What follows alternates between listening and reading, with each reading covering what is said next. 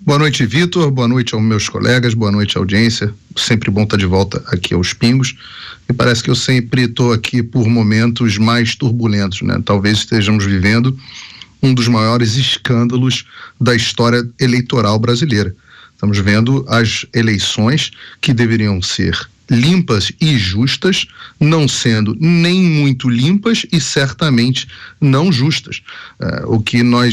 Os fatos que nós estamos apurando mostram que uma das campanhas, coincidentemente a campanha do candidato Lula, foi tremendamente favorecida com inserções publicitárias, justamente, como estava dizendo o nosso entrevistado hoje pela manhã, justamente nas rádios que falam com um eleitor que é muito difícil da gente conseguir falar, né, dos candidatos conseguirem falar através das redes sociais, através até da própria televisão. A rádio, ela é um veículo que tem um alcance distinto. E nesse momento, onde nós temos uma eleição tão apertada, e até segundo mesmo os institutos e as empresas de pesquisa, mostrando quase ali na margem de erro, nós temos o PT tão favorecido.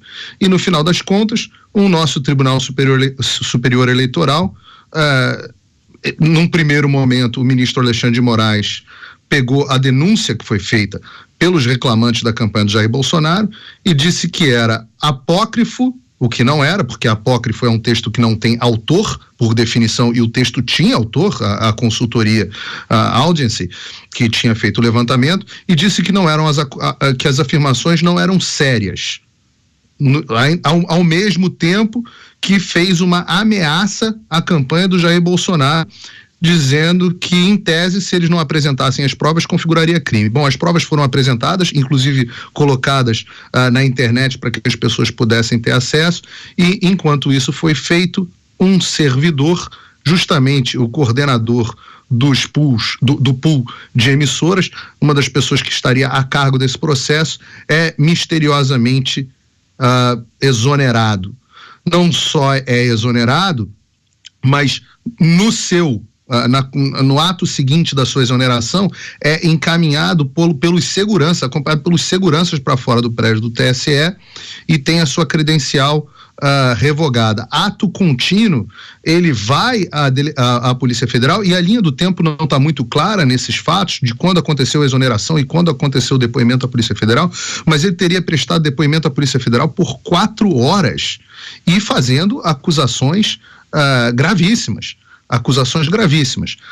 Uma delas, segundo o próprio depoimento, ele diz que foi conduzido para seguranças para o exterior do tribunal e tendo ainda que entregar o seu crachá, que acredita que a razão da sua exoneração, e eu estou lendo aqui o depoimento dele, seja pelo fato de que desde o ano de 2018 tenha informado reiteradamente ao TSE que existem falhas de fiscalização e acompanhamento na veiculação de inserções de propaganda eleitoral gratuita, que a fiscalização seria necessária para o fim de saber se as propagandas de fato estariam sendo veiculadas.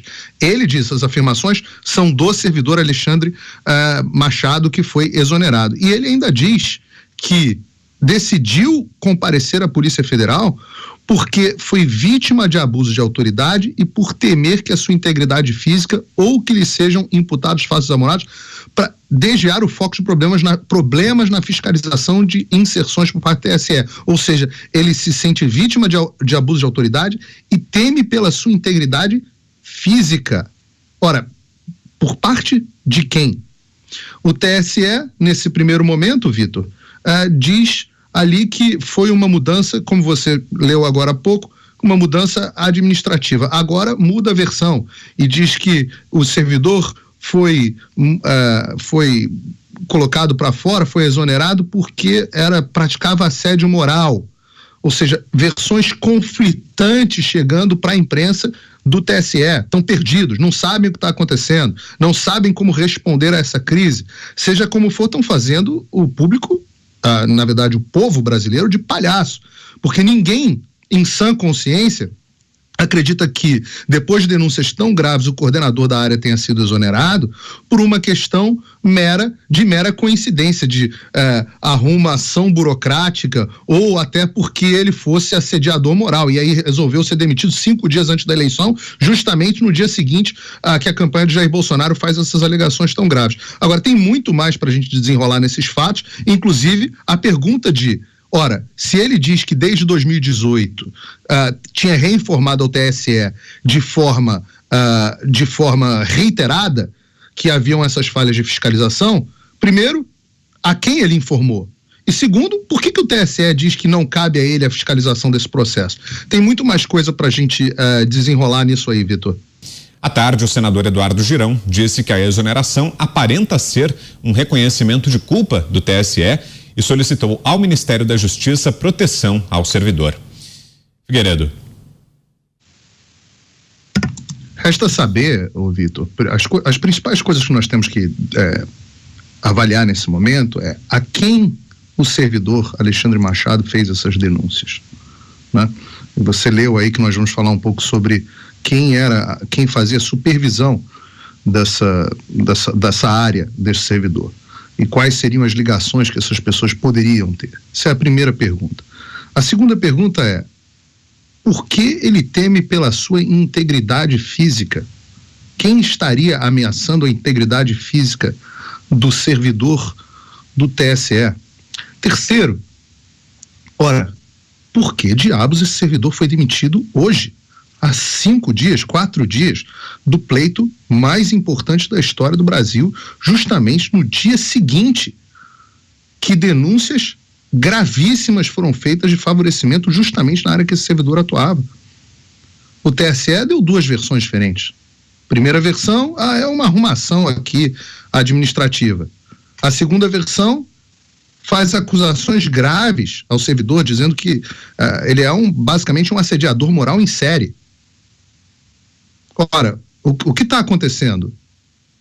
E as perguntas que o Tomé levanta aqui a respeito de quem fará essa investigação. Porque, vejam, qual é a atribuição do Tribunal Superior Eleitoral? Para que nós, contribuintes, pagamos para essa jabuticaba que só existe no Brasil, um tribunal só para acompanhar as eleições? As atribuições são justamente garantir que tenhamos eleições limpas e justas. Eles são os maestros. E passamos o ano inteiro ouvindo de que o sistema eleitoral brasileiro era absolutamente perfeito, o único sistema imaculado do planeta. As nossas urnas, como diz o nosso colega Fiuza, basicamente tinham que ser colocadas em altares. O sistema era absolutamente infalível. A única coisa do mundo que era infalível era o sistema eleitoral brasileiro. E aí nós descobrimos que o TSE sequer tem a capacidade de verificar se as campanhas eleitorais se as emissoras de rádio estão representando as campanhas eleitorais de forma isônoma. Ora, o que está acontecendo? O Tribunal Superior Eleitoral não tem condições sequer de fazer isso? Será que esse tribunal, em que outras áreas falta competência ao tribunal? Agora, temos que investigar, é uma questão de competência ou é uma questão de dolo? Houve intenção de prejudicar a campanha de Jair Bolsonaro?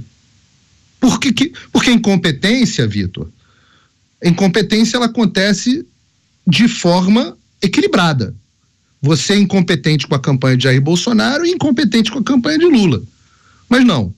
O que nós estamos verificando é que em todas as regiões do Brasil, e há uma confusão aí quando se fala que é apenas questão de Nordeste, não é? Usou-se o Nordeste apenas como uma amostra do que estava acontecendo no Brasil, mas tem o déficit de inserções é até maior no Sudeste. Claro, a população do Sudeste é maior, mas desproporcional sempre a campanha de Jair Bolsonaro. Só o prejudicado é Jair Bolsonaro. O que nos faz questionar a questão da competência e nos faz crer na questão do dolo. Ora, se houve dolo, de quem é esse dolo? Foi do servidor Alexandre Machado, do servidor e da sua supervisora, do secretário da presidência do TSE? Quem prevaricou? Alguém prevaricou? Prevaricou propositalmente ou havia uma ação orquestrada? São os questionamentos que nós temos que fazer. E quando eu digo que a pergunta do Tomé é oportuna é no seguinte sentido: quem conduzirá essa investigação? Ora, não pode ser o próprio TSE, porque nós já temos uma inovação no sistema jurídico brasileiro, criada pelo próprio Alexandre de Moraes, onde a vítima, que é o STF, é também o investigador e o julgador, nos inquéritos inconstitucionais que temos em curso no STF. Mas agora, onde o suspeito é o investigador e o julgador, aí também é um pouquinho demais. É botar nariz de palhaço na cara do brasileiro. Então, quem conduzirá esse processo de investigação? E até onde vai esse novelo de lã? Por que a Polícia Federal não ainda... A mesma Polícia Federal que foi super rápida por ordem, de novo, do Alexandre de Moraes, apreender os celulares e fazer bloqueio de conta e quebrar sigilo bancário, fiscal e tudo mais dos empresários por causa de uma notícia de um jornal e print de conversa de grupo de WhatsApp. Será que o celular do servidor já foi apreendido? Será que as contas bancárias, os sigilos já foram todos quebrados? Com quem esse servidor estava conversando? Onde estão esses e-mails? Ou será que a Polícia Federal agora só serve para ir na casa de velhinho perseguido político trocar tiro? Nós temos que ter os outros órgãos e agentes brasileiros agindo para que haja uma investigação, não pelo TSE. O TSE, neste momento, é o principal suspeito. Então temos que ver quem vai conduzir esse processo. A pergunta que eu faço é: o presidente do TSE também é presidente do Supremo, também é membro do Supremo Tribunal Federal. Onde está o Senado Federal? O Brasil tem Senado Federal? Os senadores estão acordados? Onde está o presidente do Senado Federal? Essas são perguntas que ficam no ar.